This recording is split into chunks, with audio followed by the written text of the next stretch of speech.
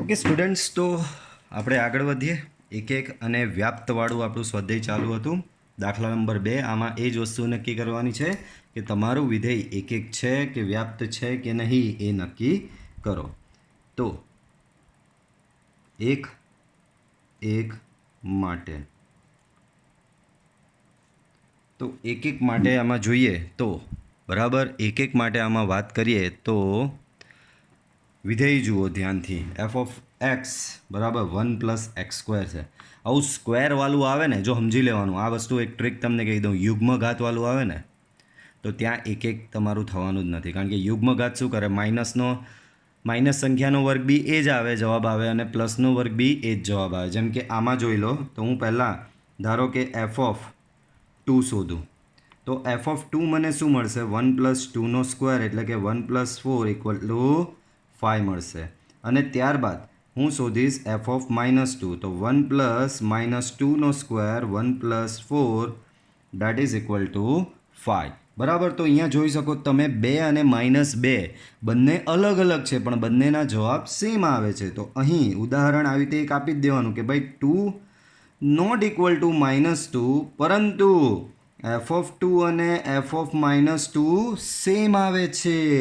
આમ F A એક વિધેય નથી. તમારું વિધેય એક નથી. ચાલો આગળ વધીએ. વ્યાપ્ત માટે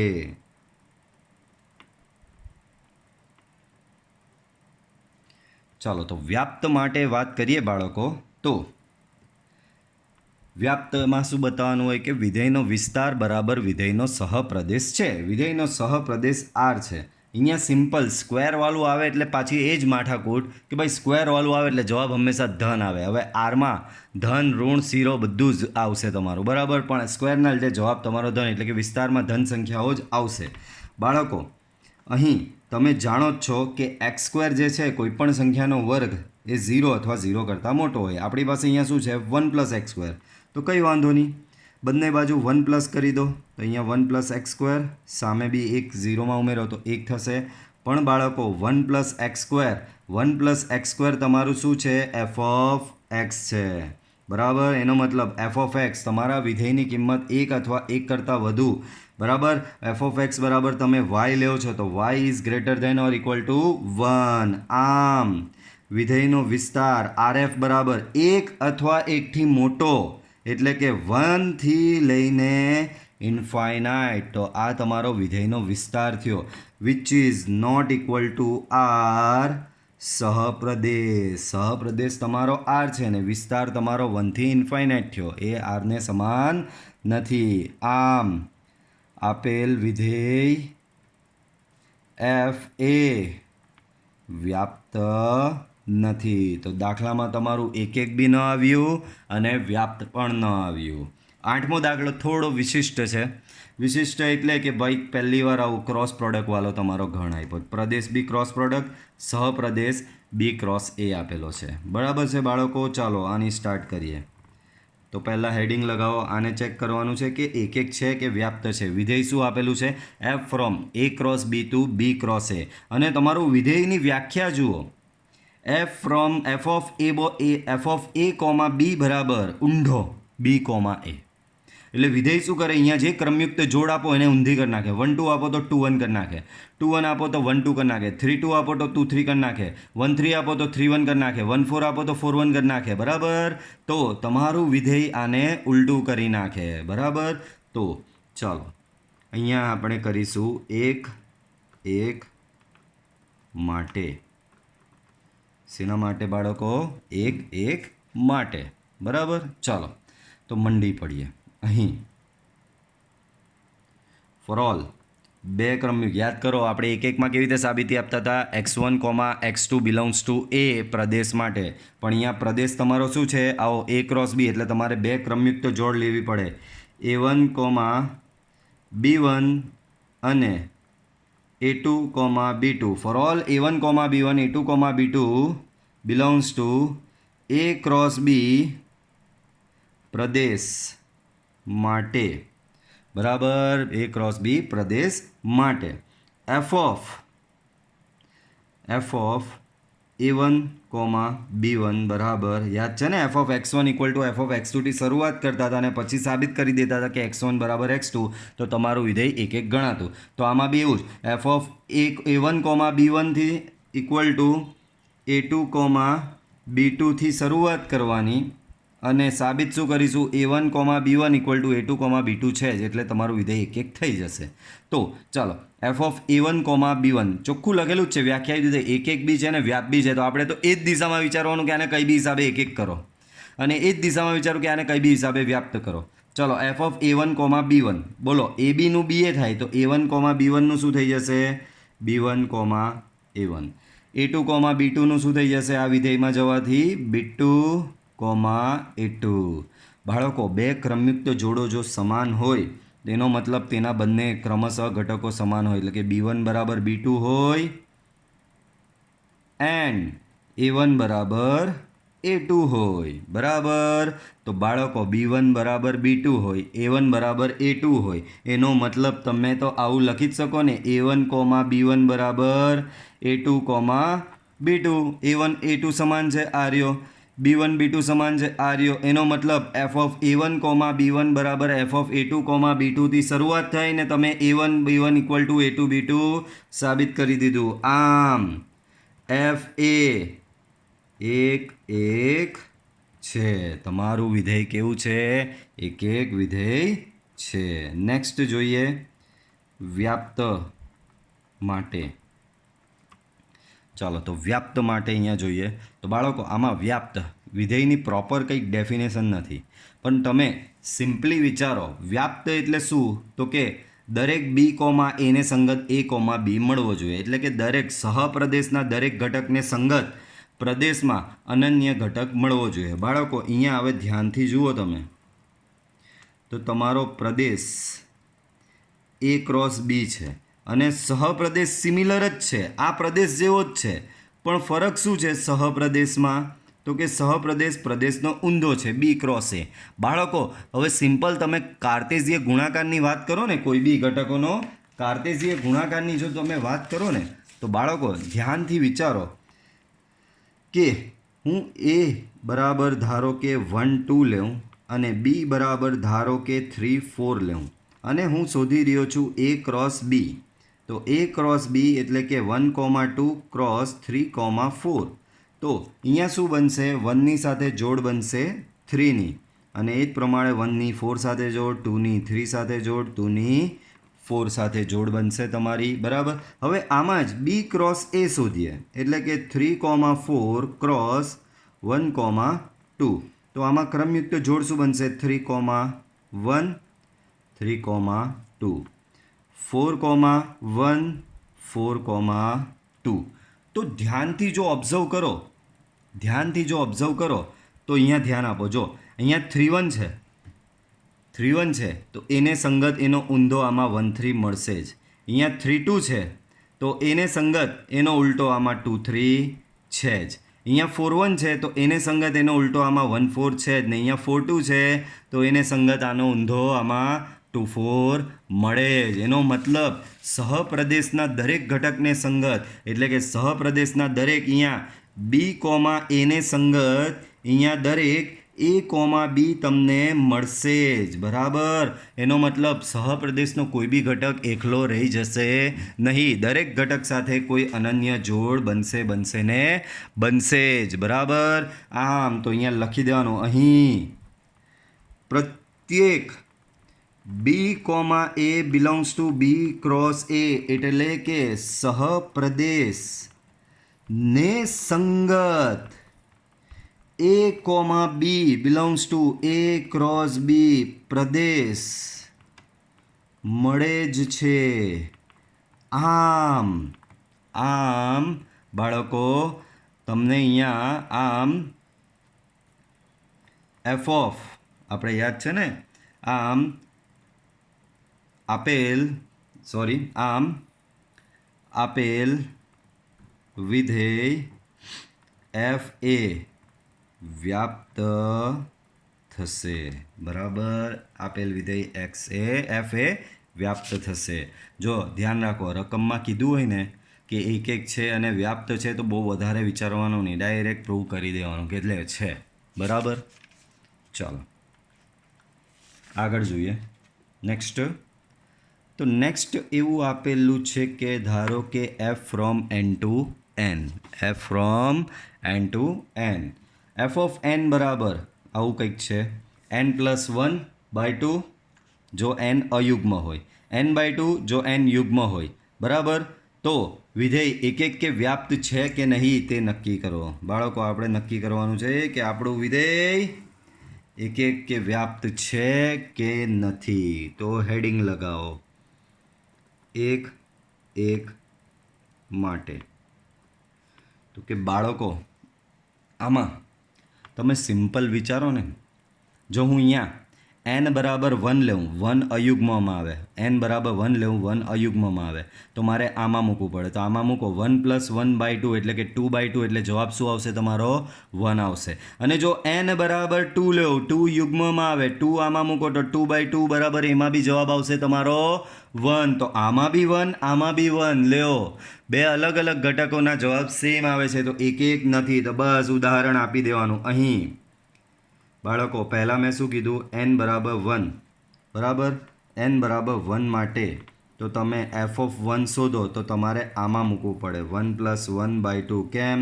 આ તમારું કેવું છે, અયુગ્મ છે. તો અહીંયા શું આવશે જવાબ 2/2 બરાબર 1.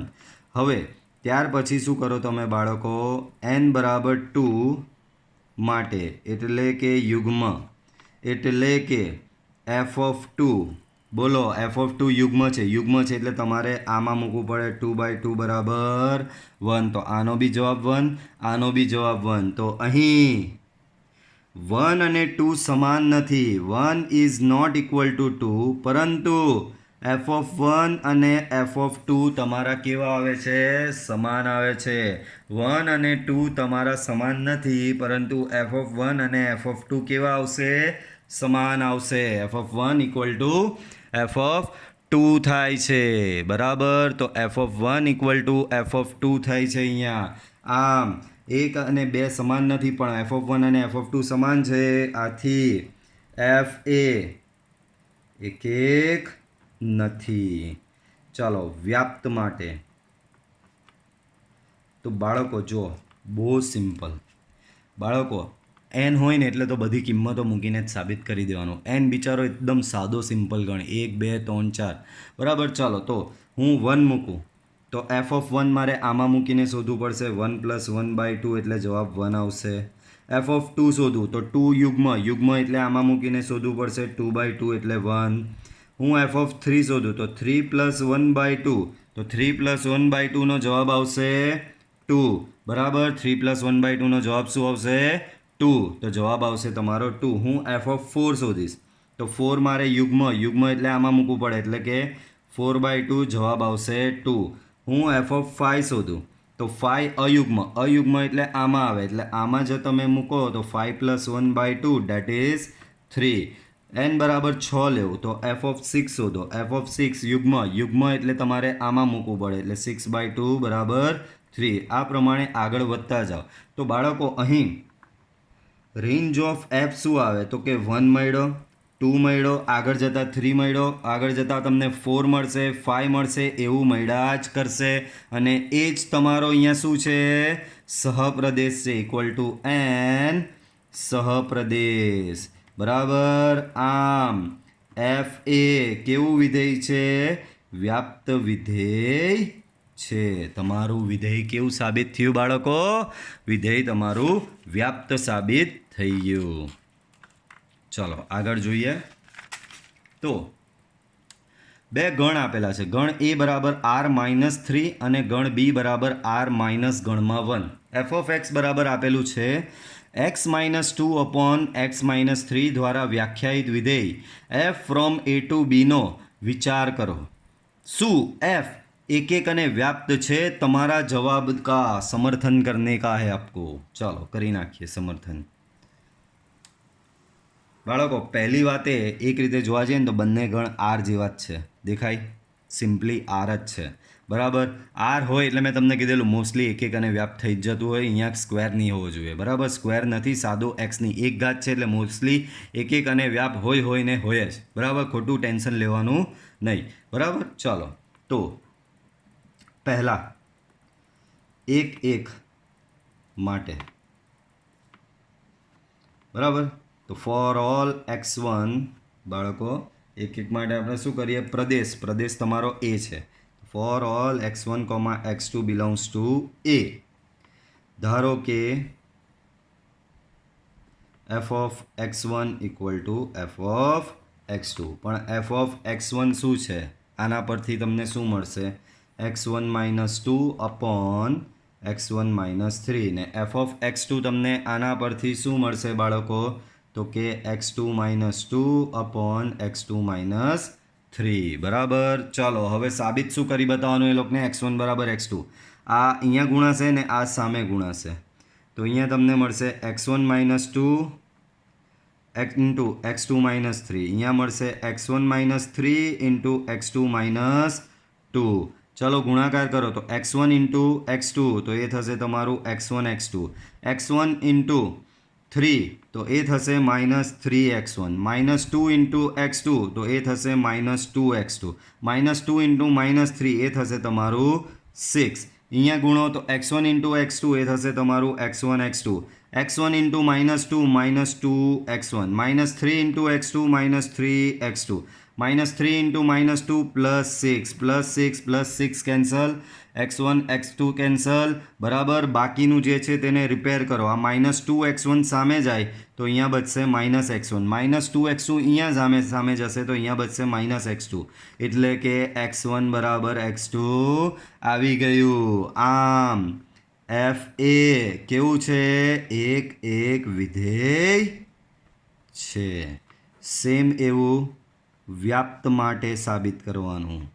બરાબર, તો બાળકો વ્યાપ્ત માટે યાદ કરો, આપણી યુનિવર્સલ આર વાળું આવે એટલે યુનિવર્સલ મેથડ છે જ આપણી. વાય બરાબર એફ ઓફ એક્સ બરાબર શું છે તમારી પાસે, અહીંયા x - 2 અપોન x - 3. આમાંથી પછી આપણે યાદ છે એક્સને કરતાં બનાવતા હતા, તો અહીંયા તમને ઓવરઓલ શું મળશે, y બરાબર x - 2 અપોન x - 3. આવું કંઈક મળે. આ x - 3 અહીંયા સામે ગુણી નાખો તો શું થશે, y ઇન્ટુ x - 3 બરાબર x - 2.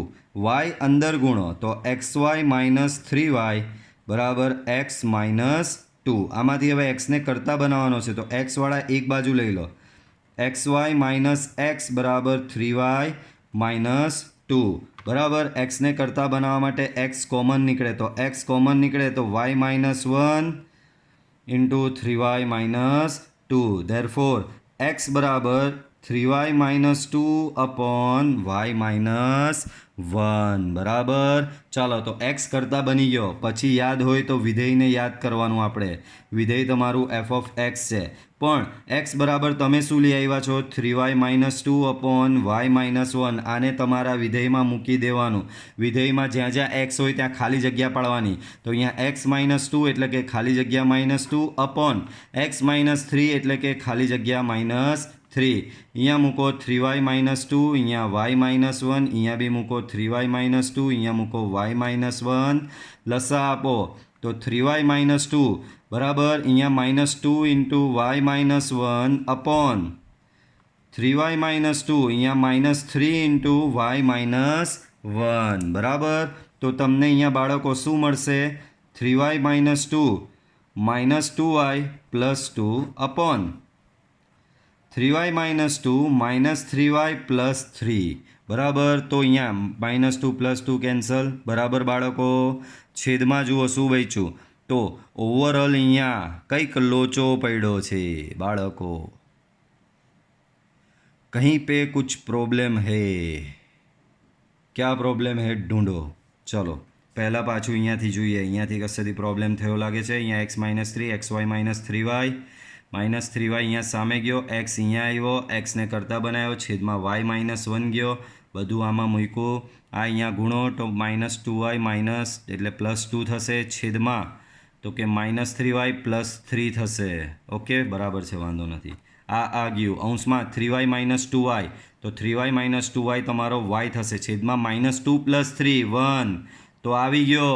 એનો મતલબ તમને એફ ઓફ એક્સ બરાબર વાય મળી ગયો. પછી એક લાઈન લખવાની ભૂલવી નહીં. આમ પ્રત્યેક y બિલોંગ્સ ટુ બી, સહપ્રદેશ લેવાનો, y બિલોંગ્સ ટુ બી સહપ્રદેશ ને સંગત x બિલોંગ્સ ટુ એ પ્રદેશ મળે જ છે. આમ એફ એ વ્યાપ્ત વિધેય છે. તમારું વિધેય એફ કેવું થશે બાળકો? વ્યાપ્ત વિધેય થશે. Okay, clear? ચાલો આગળ જુઓ. તો આગળ તમને એમસીક્યુ આપવામાં આવેલા છે બાળકો. એમસીક્યુ 11મો એમસીક્યુમાં દાખલો જ છે. નવું એમસીક્યુ એટલે એમસીક્યુ જેવું નથી. વિધેય આપેલું છે એફ ઓફ એક્સ બરાબર એક્સની 4 ઘાત યુગ્મ હોય એટલે એ એક તો થવાનું જ નથી. વ્યાપનું પછી ચિંતા કરવાની. યુગ્મ છે એટલે એક તો થવાનું જ નથી. ચાલો બરાબર, એક્સની યુગ્મ ઘાત આવી રીતે આવે ત્યારે થાય જ નહીં. ચલો હેડિંગ લગાવો 1 માટે. ચાલો તો 1 માટે આગળ વધીએ આપણે. તો અહીં for all x1, x2 belongs to R એટલે કે પ્રદેશ માટે શરૂઆત કેવી રીતે કરવાની? તો કે એફ ઓફ x1 બરાબર એફ ઓફ x2 થી કરવાની. શેનાથી કરવાની બાળકો? એફ ઓફ x1 બરાબર એફ ઓફ x2 થી. બોલો એફ ઓફ x1 તો x1 ની 4 ઘાત, એફ ઓફ x2 તો x2 ની 4 ઘાત. બોલો સામે ચતુર્થ મૂળ લેવું.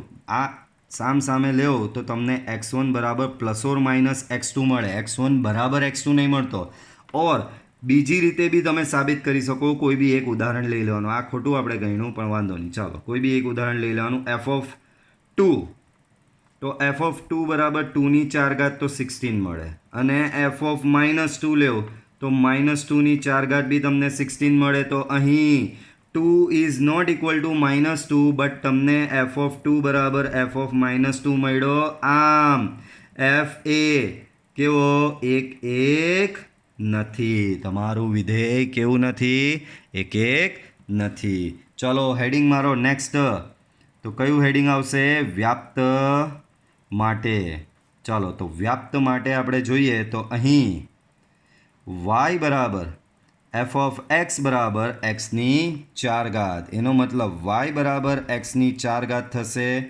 એક્સ બરાબર બોલો વાયનું ચતુર્થ મૂળ મળશે. બરાબર, વાયનું ચતુર્થ મૂળ. ચાલો આમાં બી થિયરિટિકલ નહીં જવું. ચાલો વાંધો નહીં બાળકો. એક્સની 4 ઘાત જે છે, એક્સની 4 ઘાતનો જવાબ 0 અથવા 0 કરતાં મોટો જવાનો, કારણ કે યુગ્મ ઘાત છે. That means F of X always greater than equal to 0. That means Y always greater than equal to 0.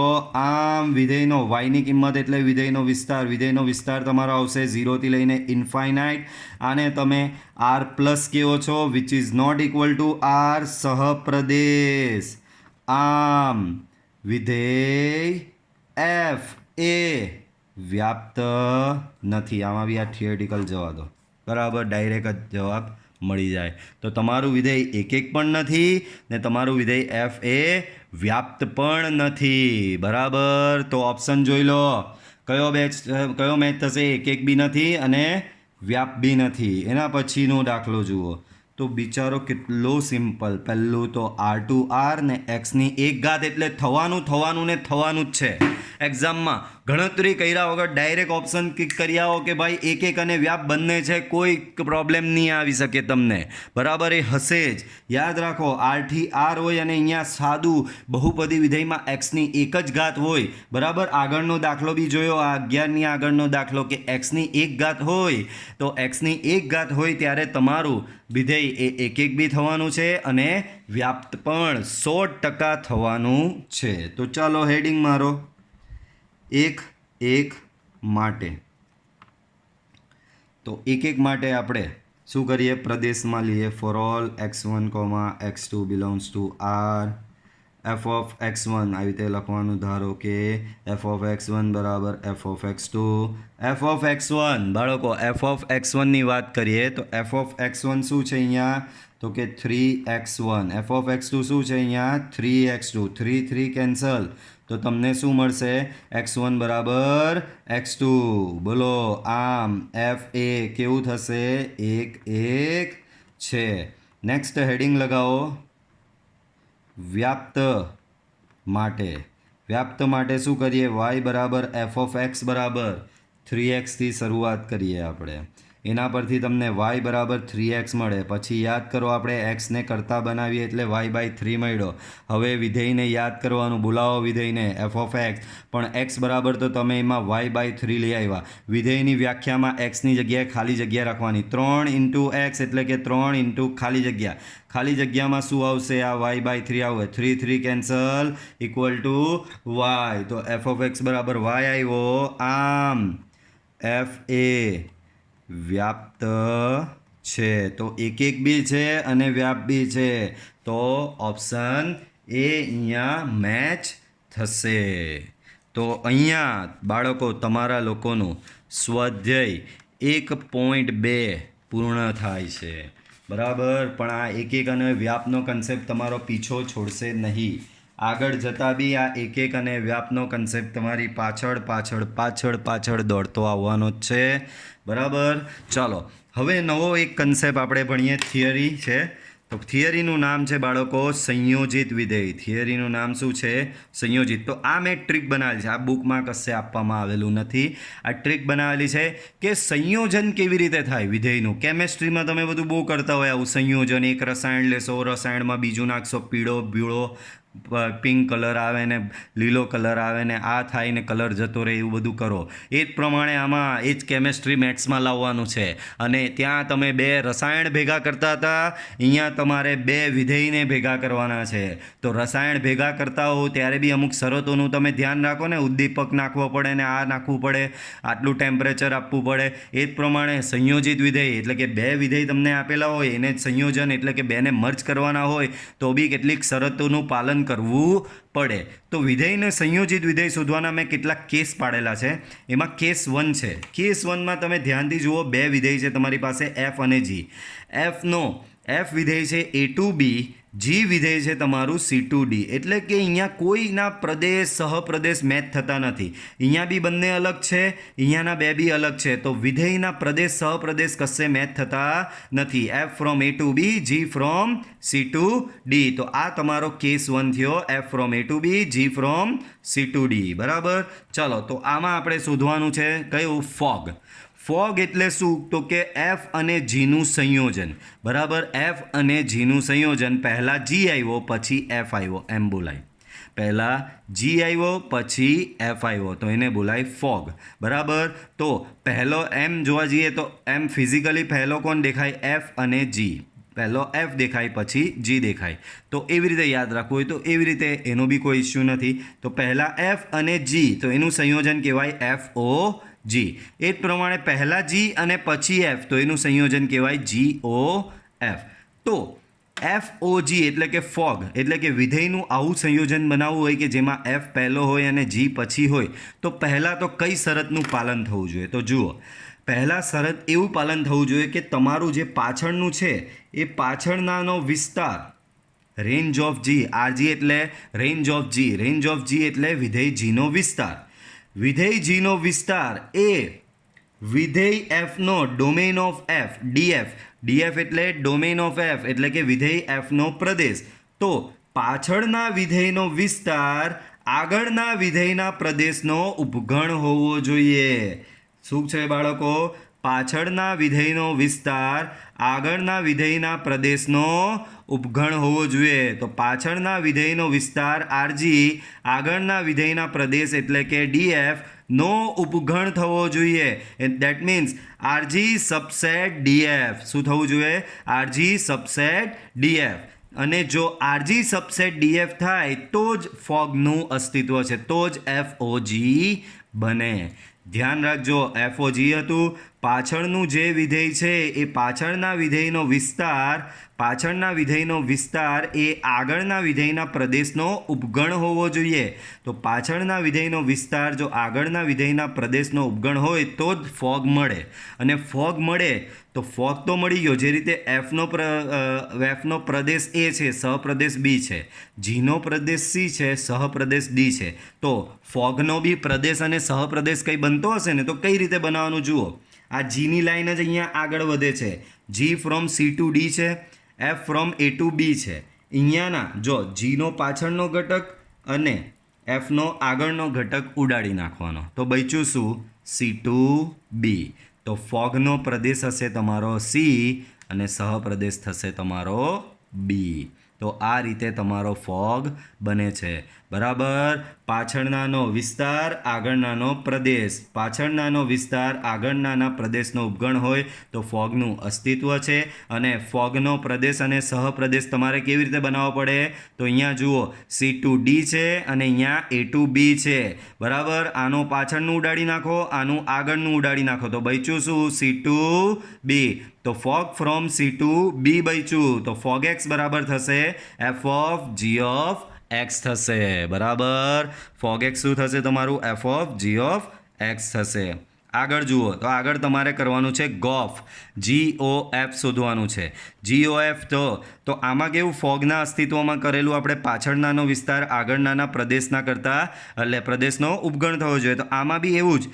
પાછળનો એફ છે, આગળનો જી છે. એફનો વિસ્તાર એટલે કે રેન્જ ઓફ એફ એટલે કે RF. આગળનાનો પ્રદેશ એટલે કે ડોમેન ઓફ જી. તો પાછળનાનો વિસ્તાર આગળનાના પ્રદેશનો ઉપગણ હોવો જોઈએ એટલે કે range of F subset domain of G થવો જોઈએ. પણ આમાં ગોફનો પ્રદેશ ને સહપ્રદેશ શું? તો કે F from A to B, G from C to D. આમાં બી એવું જ કરવાનું. આનો પાછળનો ઉડાડી નાખો, આનો આગળનો ઉડાડી નાખો. બચ્યું શું? એ ટુ ડી. તો ગોફનો પ્રદેશ થશે એ ને ગોફનો સહપ્રદેશ થશે ડી. અને ગોફ એક્સ બરાબર મળશે તમને g of f of x. Gof x શું મળશે? G of f of x. Clear? ચાલો આગળ વધો. તો કેસ નંબર 2 જુઓ. તો કેસ નંબર 1માં મેં શું કરેલું? બધું જ અલગ. અહીંયા એ બી, અહીંયા સી ડી, બધું જ વસ્તુ એકબીજાથી અલગ હતી. હવે કેસ 2માં ઓબ્ઝર્વ કરો તો કેસ 2માં થયું શું કે એ ટુ બી અને બી ટુ સી આ અહીંયા મેચ થાય છે. દેખાય છે તમને? બરાબર. તો જ્યારે આવું મેચ થતું હોય ને ત્યારે આપણે આ કન્ડિશન ચેક કરવા જવાની નહીં. ડાયરેક્ટ ફોગ બનતો જ હોય અને ડાયરેક્ટ ગોફ બી બનતો જ હોય. ફોગ બી બને, ગોફ બી બને. કોઈ ટેન્શન લેવાની જરૂર નથી. એક બે વસ્તુ રહી ગઈ આ પાછળની બાળકો. તો જે રીતે કેસ 1માં તમે ફોગ બનાવ્યો, ગોફ બનાવ્યો. હવે કોઈ તમારા કેમેસ્ટ્રીમાં બી કોઈ હોય ને એવો અવળચંડો, એ અવળચંડો શું કરે કે આપણે સરે કીધું છે એફ અને જીને મિક્સ કરો, એ શું કરશે? એફ અને એફને જ મિક્સ કરશે. ચાલો ને જોઈએ શું થાય. બરાબર. ગરમ કરવાની ના પાડી હોય બર્નર પર તો બી ગરમ કરવા જશે ને ચેક કરશે કે જોઈએ ચાલો શું બને છે. બરાબર. કંઈક નવું નહીં બની જવાનું. બરાબર. એફ અને એફ મિક્સ કરીને એને ગરમ કરવાથી કોરોનાની વેક્સિન બી નથી બની જવાની કે ગમે તેવા એક્સપેરિમેન્ટ કરો. બરાબર. તો હવે જે રીતે ફોગ બનાવ્યો, ગોફ બનાવ્યો, હવે બનાવવાનો ફોફ. એટલે એફ અને એફનું જ સંયોજન. તો ફોફ, FOF. તો FOFમાં બી સેમ એ જ પ્રોસિજર. RF two DF. બરાબર.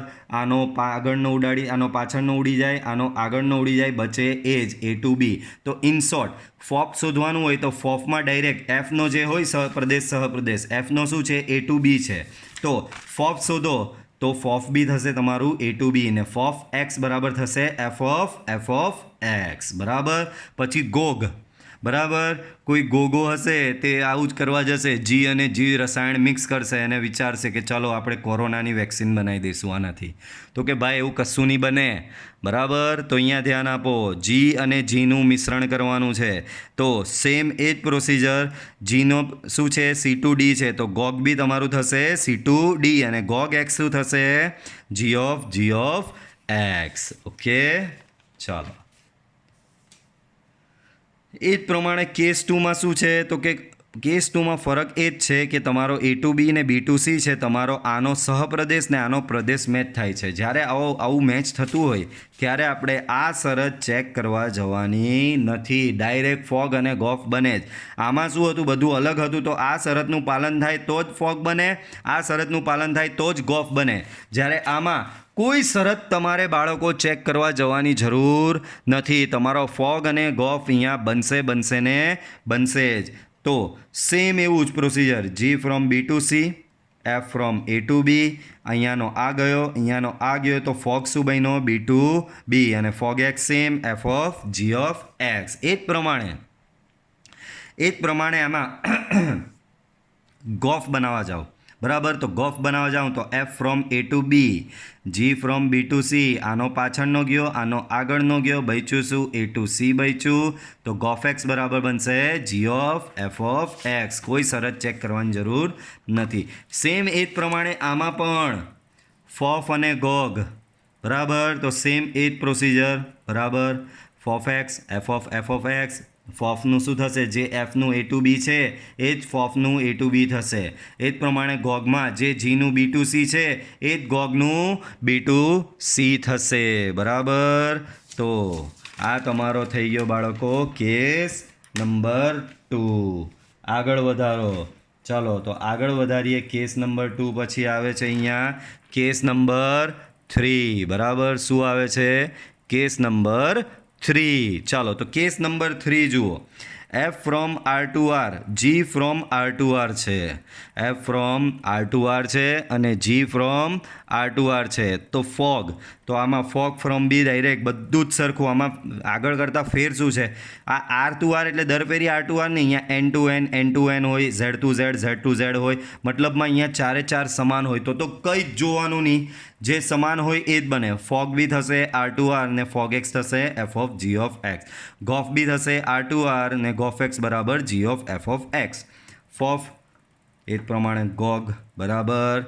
તો આ પ્રમાણે તમારું વિધેયોનું સંયોજન થશે. અને વિધેયના સંયોજનના 3 જુદા જુદા કેસ મેં તમને શીખવા. કેસ 3 તો કે બધા સરખા હોય ત્યારે કશું જ જોવાનું નહીં, ડાયરેક્ટ જ બની જાય, બધા જ બની જાય. ફોગ બી બને, ગોફ બી બને, ફોફ બી બને ને ગોગ બી બને. કોઈ શરત ચેક કરવાની નહીં અને પ્રદેશ અને સહપ્રદેશની બી કોઈ ઝંઝટ નહીં પેલું કરવાની, બરાબર. ડાયરેક્ટ જે આર ટુ આર છે એ જ બને.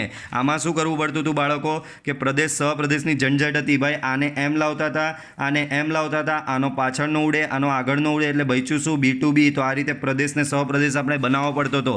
જ્યારે આમાં એવું પ્રદેશ સહપ્રદેશ બનાવવાની જરૂર નથી, બરાબર. ક્લિયર. ચાલો તો કેસ 3 થઈ ગયો.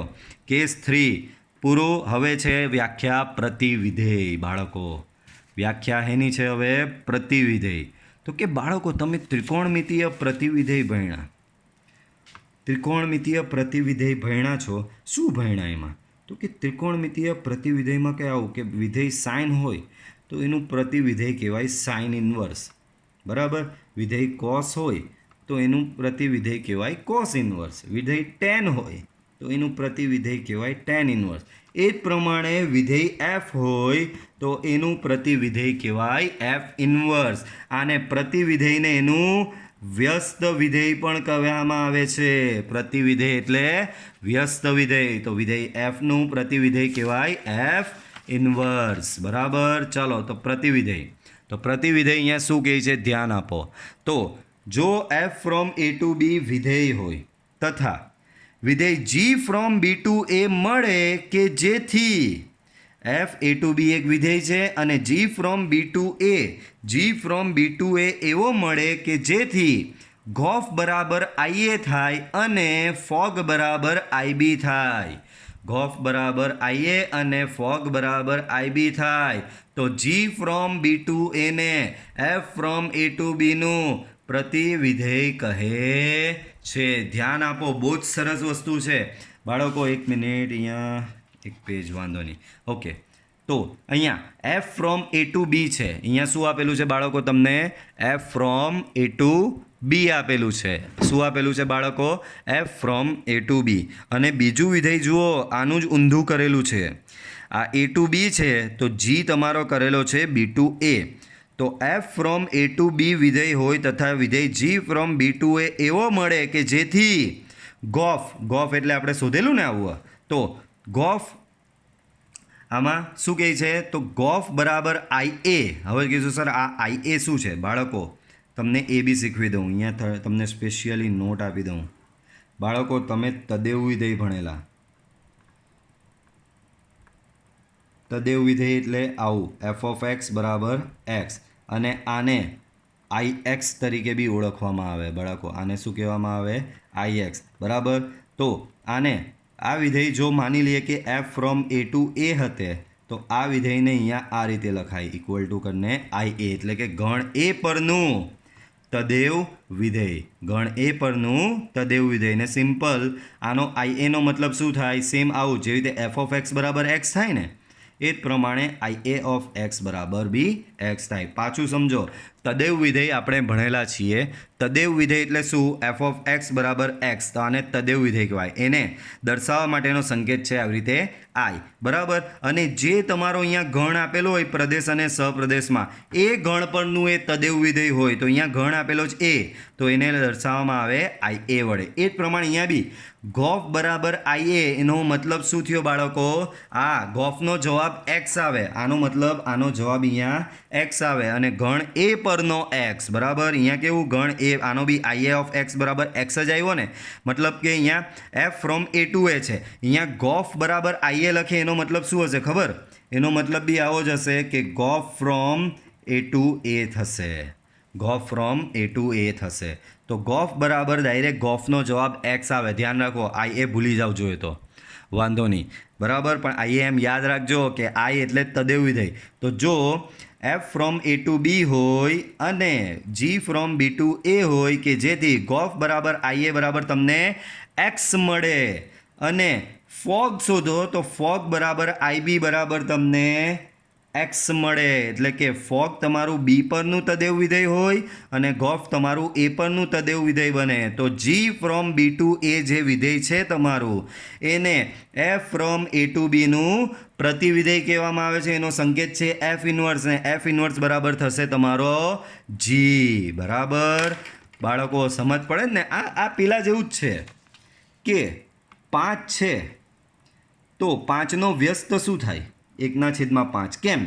તો કે 5 ઇન્ટુ 1/5 તથા 1/5 ઇન્ટુ 5 બરાબર બંનેના જવાબ શું આવે?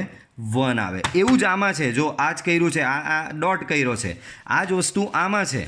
તમારી પાસે બે વિધેય છે એફ અને જી. તો જી એ એફનો વ્યસ્ત ક્યારે કહેવાય? તો કે જે રીતે 5 ઇન્ટુ 1/5 કર્યું એ પ્રમાણે જી ઇન્ટુ એફ કરો, એનો જવાબ એક્સ આવે, તથા એફ ઇન્ટુ જી કરો, એનો બી જવાબ એક્સ બને. તો જી ફ્રોમ બી ટુ એ ને એફ ફ્રોમ એ ટુ બીનું શું કહેવામાં આવે બાળકો? પ્રતિવિધેય તરીકે ઓળખવામાં આવે છે. આમાં કેવું? પ્રતિવિધેયનું બીજું નામ શું છે? વ્યસ્ત વિધેય. તો વ્યસ્ત સંખ્યામાં બી એવું છે ને, 5 ઇન્ટુ 1/5 બરાબર 1 અને 1/5 ઇન્ટુ 5 બરાબર 1, એથી 1/5 એ 5 નો વ્યસ્ત છે. તો અહીંયા બી વિધેય એફ અને જી છે. તો ગોફ શોધો, એનો જવાબ એક્સ આવે, એટલે કે જી ઇન્ટુ એફ કરો, એનો જવાબ એક્સ આવે, એફ ઇન્ટુ જી કરો, એનો જવાબ બી એક્સ આવે. તો તમારું જી એ એફનું પ્રતિવિધેય છે એમ કહેવાય. સંકેત એફ ઇન્વર્સ, અને એફ ઇન્વર્સ બરાબર અહીંયા થશે જી. આગળની નોટ જુઓ. જો એફ ફ્રોમ એ ટુ બી એક અને વ્યાપ્ત હોય તો જ એફ ઇન્વર્સ મળે. એફ ફ્રોમ એ ટુ બી. જો એફ ઇન્વર્સ મળવા માટે એટલે અહીંયા શું જરૂરી છે બાળકો? ધ્યાન આપજો. એફ ઇન્વર્સ મળવા માટે અહીંયા જરૂરી છે તમારું વિધેય એફ એ એક અને વ્યાપ્ત હોવું જરૂરી છે. તમારું વિધેય એફ એ એક અને વ્યાપ્ત હોવું જરૂરી છે. તો એફ ફ્રોમ એ ટુ બી એક અને વ્યાપ્ત હોય તો જ એફ ઇન્વર્સ મળે. બરાબર. તો એફ ઇન્વર્સ મેળવવા માટે તમારું વિધેય એક અને વ્યાપ્ત હોવું જરૂરી છે. એક અને વ્યાપ્ત આપણે આગળ ભણી ગયા, તો યાદ રાખજો એફ ઇન્વર્સ ત્યારે જ મળે જો તમારું વિધેય એક અને વ્યાપ્ત હોય. આગળ જો એફ ફ્રોમ એ ટુ બીનું પ્રતિવિધેય જી ઓર એફ ઇન્વર્સ, બેમાંથી જે લખો તે, જી ફ્રોમ બી ટુ એ મળે તો એફ ફ્રોમ એ ટુ બી એક અને વ્યાપ્ત છે. આનું ઊંધું જ છે. આ શું કહે? વિધેય એક અને વ્યાપ્ત હોય તો એફ ઇન્વર્સ મળે, અને આ શું કહે? આ વિધેય એફને જો એફ ઇન્વર્સ મળે તો વિધેય તમારું એક અને વ્યાપ્ત હોય. બંને વિધાન એકબીજાના પ્રતિપ વિધાનો છે. બરાબર. આ વિધાન એમ કહે કે જો વિધેય એક એક અને વ્યાપ્ત હોય તો જ તમારું એફ ઇન્વર્સ મળે. જ્યારે આ વિધાન શું કહે કે જો તમારું વિધેયનું પ્રતિવિધેય મળે તો તમારું વિધેય એફ ફ્રોમ એ ટુ બી એ એક એક અને વ્યાપ્ત થશે જ. નેક્સ્ટ પોઈન્ટ યાદ રાખવાનો તે જુઓ, જો F from A to B હોય તો કમ્પલસરી એનું ઇન્વર્સ વિધેય F from A to B હોય તો કમ્પલસરી એનું ઇન્વર્સ વિધેય F inverse from B to A થશે જ. F from A to B હોય તો એફ ઇન્વર્સ ફ્રોમ થશે બાળકો બી ટુ એ. નેક્સ્ટ, જો એફ એક એક અને વ્યાપ્ત બંને હોય તો એફને વ્યસ્ત સંપન્ન વિધેય બી કહેવામાં આવે છે. એટલે આ જ લાઈન થઈ. આમાં શું કીધું? એફ એ એક એક અને વ્યાપ્ત હોય તો એફ ઇન્વર્સ મળે ને એફ ઇન્વર્સ મળે એવા વિધેયને કહેવાય વ્યસ્ત સંપન્ન. વ્યસ્ત સંપન્નનો મતલબ એવું વિધેય કે જેનું વ્યસ્ત મળી શકે. વ્યસ્ત સંપન્નનો મતલબ શું? એવું વિધેય કે જેનો વ્યસ્ત વિધેય મળી શકે. તો અહીંયા આ પોઈન્ટ એવું જ કહે છે, જો એફ એક એક અને વ્યાપ્ત બંને હોય તો એફને વ્યસ્ત સંપન્ન વિધેય તરીકે ઓળખવામાં આવે છે. એટલે કે એફના વ્યસ્તનું અસ્તિત્વ છે. બરાબર, આગળ જોઈએ તો હજી થોડી એવી જ ગોળ ગોળ ફેરવીને એ જ થિયરી પાછી આવે છે. તો ધ્યાન આપો બાળકો, આગળ શું કહે છે તે. તો વ્યસ્ત સંપન્ન વિધેય હમણાં ભણાવ્યું તે જ વિધેય એફ ફ્રોમ એક્સ ટુ વાયને સંગત એવું કોઈ વિધેય જી ફ્રોમ વાય ટુ એક્સ, જો એક્સ ટુ વાયનું ઊંધું વાય ટુ એક્સ મળે કે જેથી ગોફ બરાબર આઈએક્સ ફોગ બરાબર આઈવાય આગળ લખેલું એ જ છે. તો વિધેય એફ ફ્રોમ વ્યસ્ત સંપન્ન વિધેય કહે છે અને વિધેય જીને એફનું વ્યસ્ત કહેવામાં આવે છે. ધ્યાન આપો, F from X to Y છે, G from Y to X છે. તો જુઓ આનું પહેલાં તો અહીંયા આનું ઊંધું અહીંયા છે, તથા ગોફ શોધો તો બી તમને તદેવ વિધેય મળ્યો, ફોગ શોધો તો બી તમને તદેવ વિધેય મળ્યો. અહીંયા લખું જ છું, એક્સ પરનું તદેવ વિધેય, વાય પરનું તદેવ વિધેય. તો વિધેય આ એફ એને જે તમારું વિધેય એફ છે એને વ્યસ્ત સંપન્ન વિધેય કહેવાય. એટલે કે એવું વિધેય કે જેના વ્યસ્તનું અસ્તિત્વ છે. અને વિધેય જીને એફનું વ્યસ્ત વિધેય તરીકે ઓળખવામાં આવે છે. That means G equal to F inverse.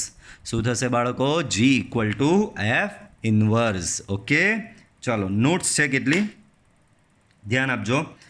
તો આ ઉપર જે ભણી ગયા એના પર આધારિત છે. જો એફ એ એક એક અને વ્યાપ્ત વિધેય હોય તો એફને વ્યસ્ત સંપન્ન કહેવાય, આગળ લખેલું જ છે. બરાબર, વિધેય જો એક એક અને વ્યાપ્ત હોય તો એના વ્યસ્તનું અસ્તિત્વ થાય. અને જે વિધેયના વ્યસ્તનું અસ્તિત્વ હોય એવા વિધેયને વ્યસ્ત સંપન્ન વિધેય તરીકે ઓળખવામાં આવે છે. પોઈન્ટ નંબર 2 જુઓ, જો એફ એ વ્યસ્ત સંપન્ન વિધેય હોય તો એફ એ એક એક અને વ્યાપ્ત હોય જ. બરાબર, થર્ડ પોઈન્ટ જુઓ, જો F from X to Y, G from Y to Z, H from Z to S, ધ્યાન રાખજો લિંક જુઓ, એક્સ ટુ વાય છે એ જ વાય અહીંયા આવ્યો, વાય ટુ ઝેડ છે, આ ઝેડ અહીંયા આવ્યો એ જ ઝેડ અહીંયા આવ્યો, ઝેડ ટુ એસ છે. તો HOGOF બરાબર HOGOF બરાબર HOGOF બરાબર થશે હોગ ઓફ એક્સ. બરાબર, મતલબમાં કોઈ બી સિક્વન્સમાં સંયોજન કરો ચાલે. પહેલાં જી અને એફનું સંયોજન કરો, એની સાથે એચનું સંયોજન કરો. તમારી પાસે 3 રસાયણ છે, જી રસાયણ છે, એફ રસાયણ છે અને એચ રસાયણ છે. બરાબર, તો પહેલાં જી અને એફ રસાયણ ભેગા કરો, પછી એમાં એચ નાખો, કે પછી પહેલાં એચ અને જી રસાયણ ભેગા કરો, એમાં એફ નાખો. બંનેનો જવાબ સેમ જ આવશે. ફાઇનલી જે પ્રોડક્ટ બનવાની છે એ સેમ જ બનશે. એના પછી બહુ જ અગત્યનો પોઈન્ટ, ધારો કે વિધેય F from X to Y ને G from Y to Z એ બંને વ્યસ્ત સંપન્ન વિધેય છે. એટલે કે એફનો બી વ્યસ્ત મળે છે, જીનો બી વ્યસ્ત મળે છે. એટલે કે એફનો વ્યસ્ત એફ ઇન્વર્સ બી મળે છે, જીનો વ્યસ્ત જી ઇન્વર્સ બી મળે છે. તો GOF પણ ગોફ, યાદ રાખજો, F from X to Y, G from Y to Z, આ અને આ મેચ છે. તો એફ અને જી બે વિધેય એવા છે કે જે બંને વિધેયના વ્યસ્ત આપણને મળે જ છે. તો વિધેય ગોફ પણ વ્યસ્ત સંપન્ન વિધેય થશે જ. અને ગોફ ઇન્વર્સ બરાબર, બાળકો ધ્યાન આપો, GOF ઇન્વર્સ બરાબર થશે એફ ઇન્વર્સ ઓ જી ઇન્વર્સ. ઊંધું થઈ જાય, એફ આગળ આવી જાય, જી પાછળ જતો જાય ને ઇન્વર્સ બંનેના માથે લાગી જાય. યાદ રાખો, એફ અને જી બંનેના વ્યસ્ત એટલે કે એફ ઇન્વર્સ અને જી ઇન્વર્સનું જો અસ્તિત્વ હોય તો GOF આખાનો ઇન્વર્સ બરાબર થશે એફ ઇન્વર્સ ઓ જી ઇન્વર્સ. Okay, clear? તો આ સાથે આપણે આ લેક્ચર આજનો એન્ડ કરીશું. નેક્સ્ટ લેક્ચરમાં આના પર આધારિત ઘણા દાખલાઓ છે, એ દાખલાઓ આપણે સ્ટાર્ટ કરીશું. તો દાખલાઓ નેક્સ્ટ લેક્ચરમાં સ્ટાર્ટ થાય એ પહેલાં આજે જે થિયરી મેં ભણાવી એ થિયરી પ્રોપરલી તમારે પ્રિપેર કરીને આવવાની રહેશે, તો કાલે દાખલા ગણવાની મજા આવશે તમને. ઓકે, તો આઈ હોપ નેક્સ્ટ લેક્ચરમાં તમે બધી થિયરી કમ્પ્લીટ પ્રિપેર કરીને આવો. પ્રિપેર એટલે એમ નથી કે તો ગોખીને આવો, એના કન્સેપ્ટ દિમાગમાં ફિટ કરીને આવજો કે ભાઈ વ્યસ્ત સંપન્ન કોને કહેવાય, કે ભાઈ વિધેય વ્યસ્ત અસ્તિત્વ ક્યારે હોય, બધી શરતોનું પાલન, ફોગ બરાબર આઈ એ થાય, ગોફ બરાબર આઈ બી, એ બધું. તો એ બધું થોડું દિમાગમાં ઉતારીને આવજો, બરાબર, તો દાખલા ગણવાની તમને બી મજા આવશે નેક્સ્ટ લેક્ચરમાં. તો નેક્સ્ટ લેક્ચરમાં આજ વ્યસ્ત સંપન્ન આધારિત આપણે દાખલા જોઈશું, બરાબર. એટલે કે વ્યસ્ત સંપન્ન એટલે શું કહેવાય બાળકો?